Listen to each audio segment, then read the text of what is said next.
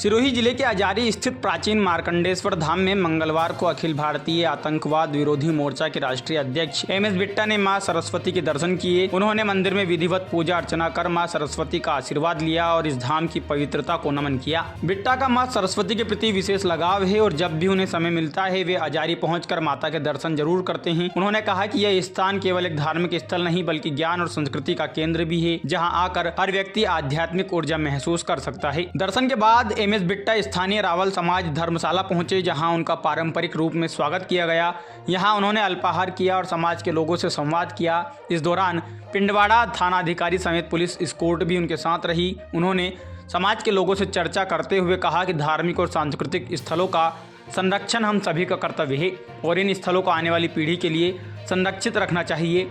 बिट्टा ने इस अवसर पर विशेष रूप से बच्चों को मां सरस्वती के दर्शन कराने का आग्रह किया। उन्होंने अभिभावकों से कहा कि आधुनिक शिक्षा के साथ साथ बच्चों को आध्यात्मिक ज्ञान देना भी जरूरी है, जिससे उनमें अच्छे संस्कार और नैतिक मूल्यों का विकास हो सके। बिट्टा ने मार्कंडेश्वर धाम के महत्व पर प्रकाश डालते हुए कहा कि यह स्थान शिक्षा और संस्कृति का केंद्र बन सकता है यदि सभी लोग मिलकर इसे और विकसित करने में सहयोग दें। उन्होंने प्रशासन से अपील की कि इस क्षेत्र में आवश्यक सुविधाएं विकसित की जाएं, जिससे यहां आने वाले श्रद्धालुओं को अधिक सुविधा मिल सके और इस धार्मिक स्थल का व्यापक प्रचार प्रसार हो। बिट्टा के आगमन से स्थानीय लोगों में उत्साह देखने को मिला। बड़ी संख्या में श्रद्धालु, समाज सेवी और मंदिर समिति के सदस्य मौजूद रहे। मंदिर समिति ने उनका आभार व्यक्त किया और कहा कि उनका मार्गदर्शन समाज के लिए प्रेरणादायक रहेगा। अंत में बिट्टा ने मां सरस्वती से सभी के उज्जवल भविष्य की कामना की और देश में शांति एवं सद्भाव बनाए रखने की अपील की। के होते हुए आतंकवाद पूरे देश में समाप्त हो चुका है, नक्सलिज्म भी समाप्त हो चुका है। अभी पंजाब में कुछ लोग कनाडा, अमेरिका के अंदर खालिस्तान की नारे लगाते हैं, खालिस्तान की चर्चा करते हैं। इस मंदिर में खड़े होकर के माता रानी के चरणों में हम यकीन दिलाते हैं इस दुनिया में बैठे हुए सच्चे भारतीय को खालिस्तान न कभी बना था, न कभी बनेगा, न कभी बनने देंगे।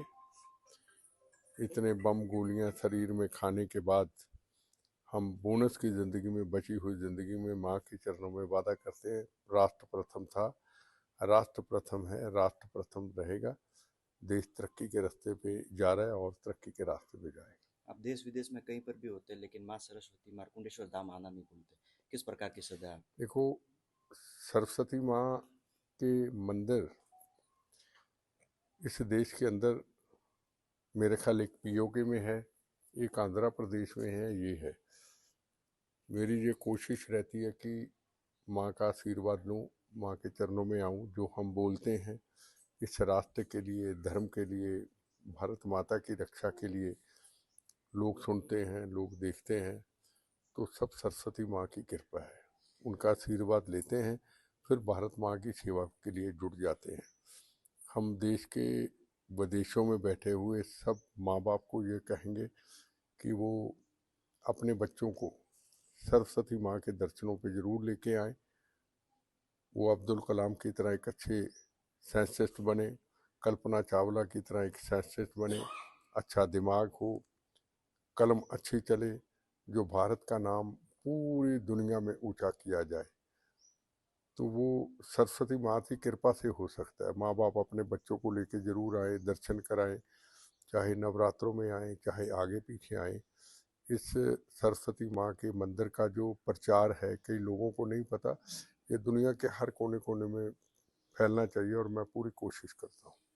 क्षेत्र नवरात्र के दौरान प्रदेश भर में नॉनवेज की दुकानों को बंद करने के लिए ज्ञापन दिए जा रहे हैं, आप इसको किस देखो, प्रकार मैं एक बात आपको स्पष्ट कह दूं कि ये नवरात्रि एक ऐसा त्यौहार है, यहाँ नॉन वेज कहीं नहीं चलना चाहिए।